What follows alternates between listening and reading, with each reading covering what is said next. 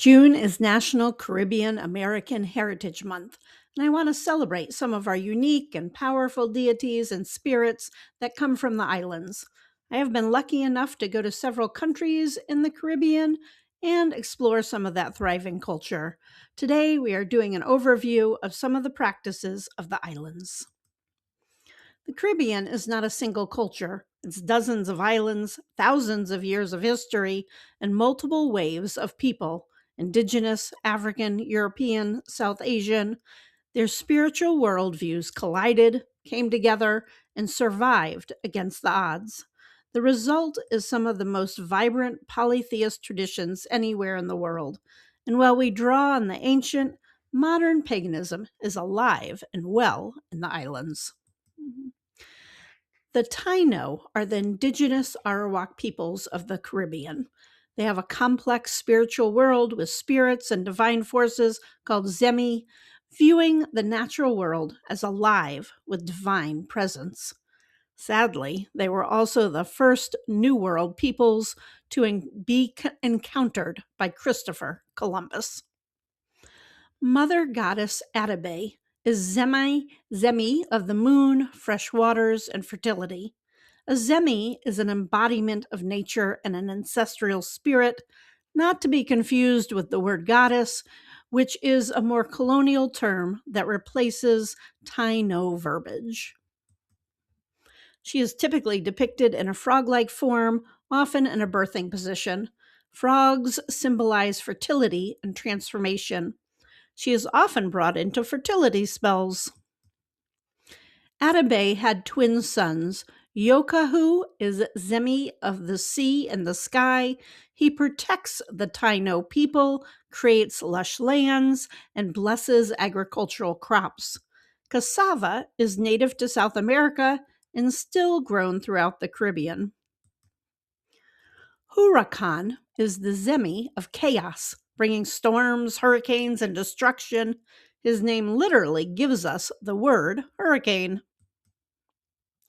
Trigonalitos are three-pointed sacred stones and portable sculptures carved by the ancient Taino peoples of the Caribbean, dating from 1000 to 1500 CE. Today, we use them to place on altars or add to amulets. They are also powerful when used for elemental and weather magic. For many years, anthropologists said the Taino culture died out, but DNA has proven them wrong. Today, women and girls of the Taino do a ceremonial dance at Puerto Rico's Sususa Forest. This forest is a significant site for the community and is where they hold an annual naming ceremony that is often open to the public. Columbus's quote-unquote discovery of America led to enslaved Africans being brought to the islands. They came from a variety of religious traditions, primarily Yoruba, Fon, and Congo. Under oppressive Catholic leadership, their native religious practice was forbidden. In response, they concealed their deities behind Catholic saint imagery, creating syncretic, synchronous traditions that preserved their core spiritual systems, even while they were adapting to brutal circumstances. Yemaya is frequently associated with the Virgin Mary. Santería in Cuba and Damballah in Brazil, and I apologize to my Portuguese friends I'm sure that was a terrible pronunciation, but they are both groups that combine West African beliefs like Yoruba with Roman Catholicism. Yemaya is the Orisha of the ocean and the mother of life. She governs salt water, the tides, and all the abundance the sea provides. She is also a fierce protector of her children. I have a video all about her here.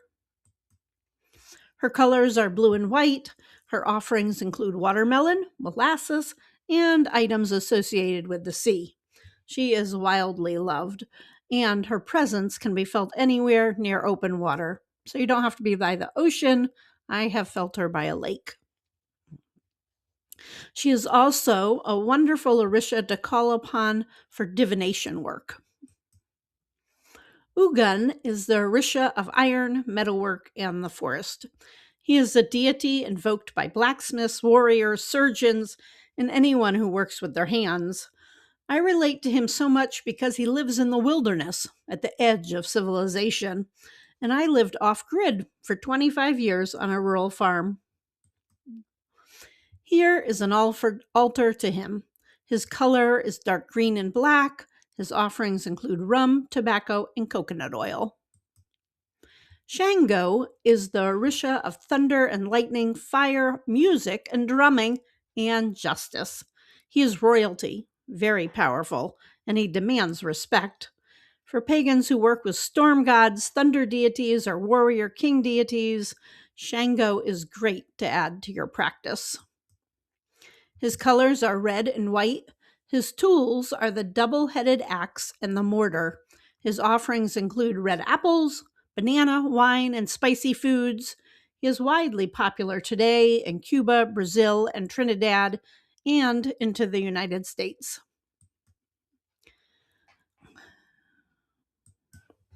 The African diaspora gave rise to other traditions, including Haitian Vodou or Voodoo, another blending of African paganism and Catholicism. The supreme creator, Bandu, created the universe and everything in it, but he is distant and not on a personal level with humans. Interesting, Voodoo is considered a monotheistic religion since Bandu is a supreme god. At Celebrate Pagan Holidays, I celebrate Voodoo for its pagan roots, Lua, the spirits, and its connection to witchcraft. Another thing I love about Voodoo traditions is that I understand that multi-religious household. Hi, I'm Amy, and I grew up with Catholic and Native American spiritual teachings, so I get it. Check out my Etsy store and the website for free downloads. The Lua are powerful spirits who serve as intermediaries between humanity and Bandu. There are many of them, and they are organized into groups called Nanshan, which means nations. The Lua act as spiritual guides, guardians, and they are willing to meet us where we are.